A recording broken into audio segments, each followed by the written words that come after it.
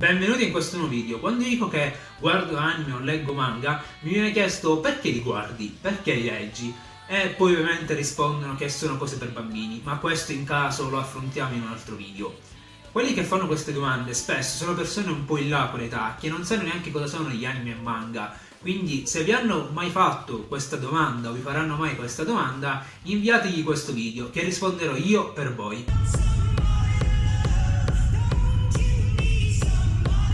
Per analizzare i vari vantaggi del mondo anime e manga ho voluto iniziare con ciò che possiamo imparare da questo mondo. Quindi se parliamo di insegnamento non possiamo che portare Senku e Dr. Stone, che è straripante di scienza e di matematica, che forse questa abbondanza non ha reso anche così unico e particolare nel suo genere. Se invece non siete uomini di matematica e di scienze, ma siete interessati al mondo degli anime e manga e volete sapere che cosa c'è dietro le riviste più famose o dietro la creazione di un anime, beh, allora dovete recuperare Bakuman, che racconterà le vicende di due ragazzi che hanno come obiettivo realizzare il proprio anime. Quindi inizialmente avremo una visione a 360 gradi di ciò che è il mondo dei manga, poi del doppiaggio e dell'animazione. E inoltre si può imparare anche a cucinare o quantomeno piatti nuovi che non avevamo idea. Se invece siete uomini più da sport, uomini più sportivi, beh, sappiate che il mondo degli anime e manga è pieno di anime sportivi, dove io stesso ho imparato alcune regole di alcuni giochi che non conoscevo, come ad esempio in Haikyuu, ma anche vengono mostrati sport e quindi spiegate le regole di alcuni sport meno conosciuti, come in Wiki o anche l'anime dello skate che sta uscendo recentemente.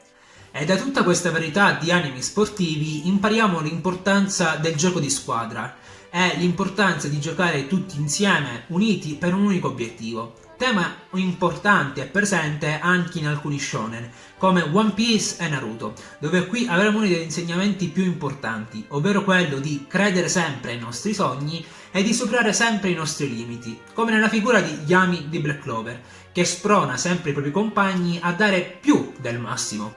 Ma gli anime ci insegnano che il mondo non va sempre come vorremmo, che il mondo non è sempre tutto rose e fiori, e ciò è visibile nell'anime di Tokyo Ghoul. Ma un anime può anche farti ridere e strapparti qualche risata, oltre a farti usare l'immaginazione, come in quasi la totalità degli anime fantasy. Come diceva Pirandello, uno dei mezzi che abbiamo per scappare da questo mondo e per non impazzire è l'immaginazione. Ma non divaghiamo troppo sul tema principale di questo video.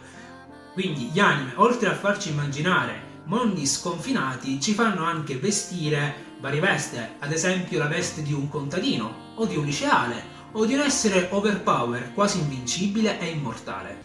Ma nell'uso dell'immaginazione si può cadere nella fictofilia, in cui un individuo può letteralmente innamorarsi di una figura 2D. Infatti non è nuova la figura della waifu, ma neanche dei matrimoni in cui uno dei due coniugi è una figura 2D. Ma va precisato che loro sanno che non esistono queste figure e sanno che non sono reali. Ma gli anime e manga ci insegnano anche l'importanza del senso di appartenenza, visibile nell'anime di Fairy Tail, dove vi è un forte senso di appartenenza ad una gilda rispetto che a un'altra. Ma negli anime abbiamo anche l'importanza dell'amore della famiglia, presente nell'anime The Misfit of Demon King Academy, in cui avremo la reincarnazione del re dei demoni che in pochi mesi avrà già l'aspetto di un adulto e, vista la situazione paradossale e strana, i suoi genitori non lo tratteranno mai in maniera diversa e anzi lo ameranno sempre come il loro primo figlio, e anche lui lentamente inizierà ad affezionarsi ai suoi genitori. E da ciò ci possiamo collegare al tema del diverso presente in alcuni anime e manga fantasy, in cui ci sono tante specie diverse che vengono considerati più o meno allo stesso livello, anche se in alcuni anime e manga ci sono gli schiavi, c'è la schiavitù e c'è anche il razzismo per le razze più deboli, anche se tutto ciò viene rinnegato e visto come disumano dai protagonisti. E in effetti gli anime e manga ci mostrano la difesa del più debole, ma anche le atroci conseguenze del bullismo. Temi presenti nell'anime che sta uscendo recentemente, Mashukoi Tensei, un isekai, in cui questo protagonista nella sua vita precedente era stato vittima di bullismo lui stesso e successivamente, quando si reincarnerà in questo mondo, salverà una ragazza che era stata presa di mira da alcuni bulli del villaggio. Ma questo tema di difesa del più debole è presente anche nell'anime di Dalmaci, in cui lo stesso protagonista verrà aiutato e salvato in un dungeon. Ma gli anime e manga ci mostrano anche che gli amori che possono sembrare più impossibili possono diventare realtà, come nell'anime La forma della voce. Infine vi vorrei dire personalmente perché guardo anime e leggo manga. Io gli anime e manga li vedo come un passatempo, come un hobby, come un qualcosa che mi può distrarre quei 20 minuti, quei 30 minuti in una giornata.